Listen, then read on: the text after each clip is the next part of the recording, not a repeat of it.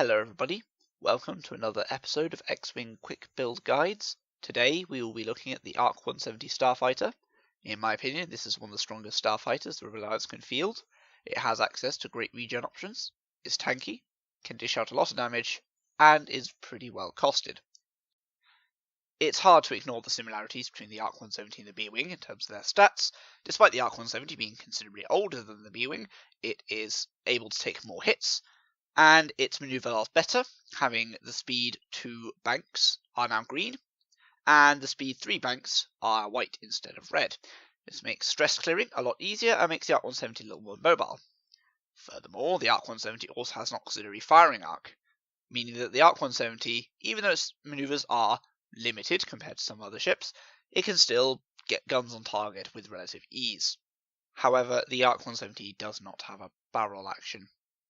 When it comes to upgrades, the ARC 170 may seem to have the short end of the stick, lacking the cannon slot of the B-Wing, as well as the systems upgrade. However, the ARC 170 does indeed have a free crew slot, as opposed to the 1-point crew slot the B-Wing has to pay.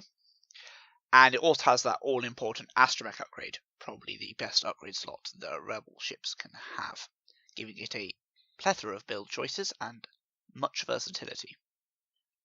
Furthermore, while it may seem that the ARC 170 does only have 2 attack die, the free title for 0 points, unlike its overhaul, knocks that up to 3 when attacking from the primary firing arc, and when attacking from the auxiliary rear firing arc, you can freely change one focus result to a crit without the presence of a focus token. Our first pilot is Braylon Strom, and his ability is that you may remove stress from yourself after you maneuver, so long as you roll a hit or a crit. He's a pilot skill 3, so he does not have an elite pilot talent upgrade, and he should move first in a game. However, he is a pretty decent upgrade over the regular Y-Wing stress bot. If you put R3A2 on him, and the title, which costs no points, he comes in at 27 points. Now this is only 1 point more than the Gold Squadron pilot with twin laser turret and the R3A2 astromech.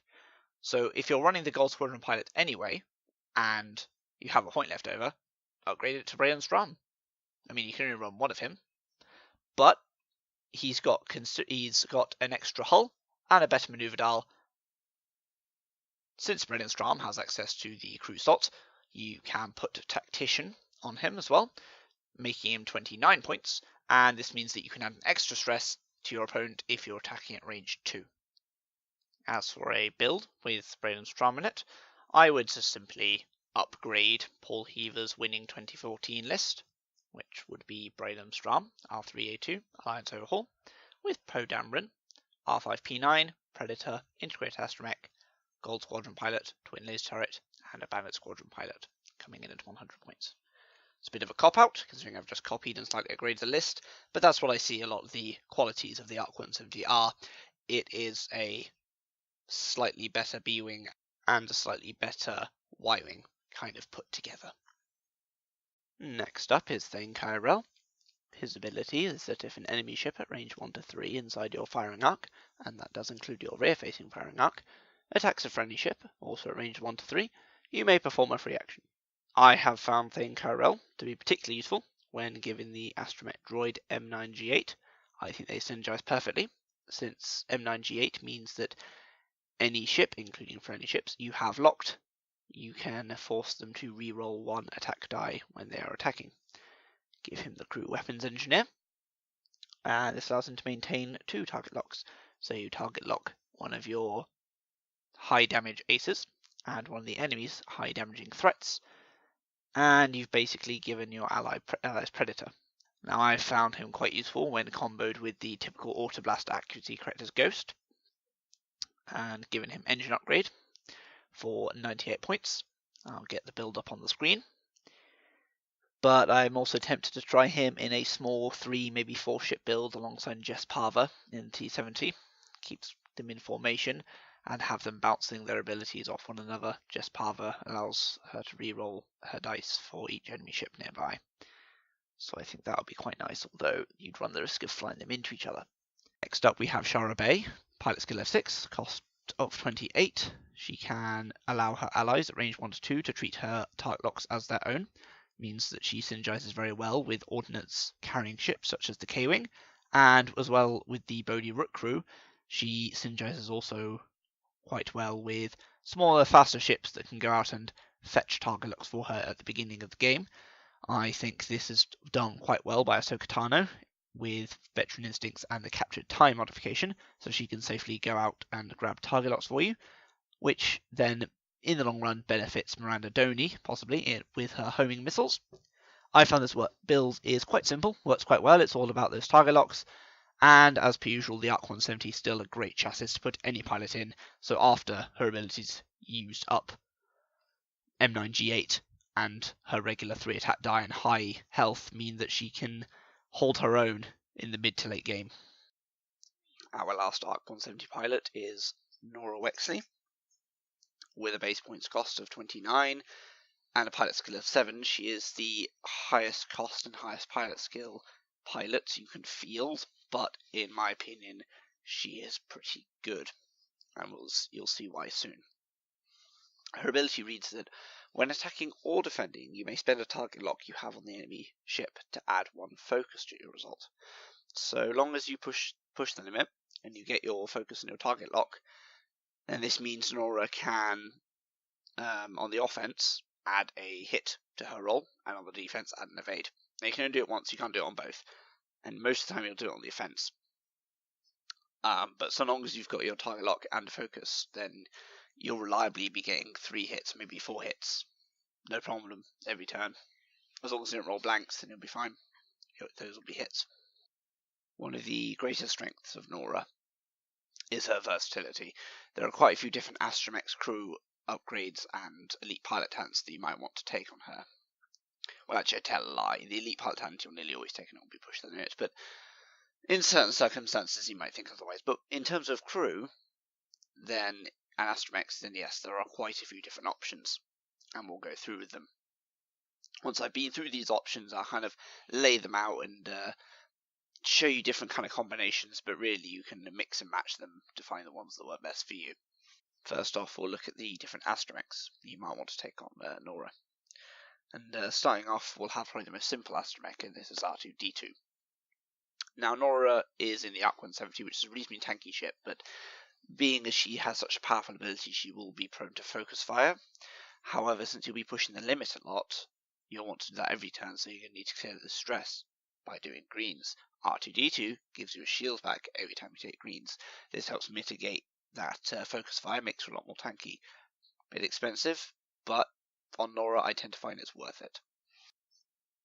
Our second Astromech you might want to consider is BB-8. BB-8, similarly to R2-D2, you'll be taking a lot of greens to clear the stress and push the limit, so this adds a lot more versatility to her maneuverability, especially if you don't want to take the vector thrusters upgrade to give her the barrel action. This just makes her a little more unpredictable and a little harder to hit. So, like R2-D2, this can help her survive longer if you can dodge some arcs with its barrels. Lastly, I sometimes have taken R5P9. This Astromech lets you spend a focus token at the end of every turn. If you still have one, then you can regain 1 shield. Now, if you combine this with the Recon Specialist upgrade, so you push the limit for a target lock and then take 2 focus, you can use 1 on the offense and possibly on the defense, but if you don't, then you can use it to get a shield. It's a pretty niche combo, and you do have to use it for your crew slot, but it is an avenue you might want to look into. Now let's look into our crew options on Nora. For me, there are 3 crew that you might want to take, and they correspond with high defense, high offense, or middling. We'll start with high defense, and this is C-3PO.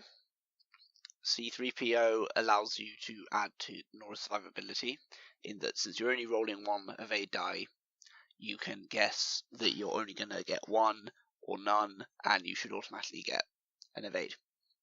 This just helps us stay in the game a bit longer. Match it with R2-D2, Nora's going to be staying around a long time, and she's very powerful in the late game with that rear-facing firing arc once everyone gets a bit jostled around. Our second crew is in the middling one, and that's Kal-Katarn, my personal favourite, just because you're pushing the limit every turn. You want to clear the stress, so you're taking the greens, R2-D2 is regenning you clear the stress, gives you a focus token. So then you don't need to push the limit, you only need to take a target lock action. Now this mitigates the biggest weakness of Nora in my opinion, is that if you're pushing the limit a lot, you're only taking your slow green maneuvers, makes her very predictable in terms of her movement. But if every other turn you don't have to push the limit and don't have to take green maneuvers, opens up your white maneuvers, then that can make Nora a lot more harder to pin down. And the final and most aggressive crew upgrade you can take is the Tail Gunner. This comes in the Arc 170 expansion box, and it reduces your opponent's agility by 0 when you're attacking them out of your rear-facing firing arc.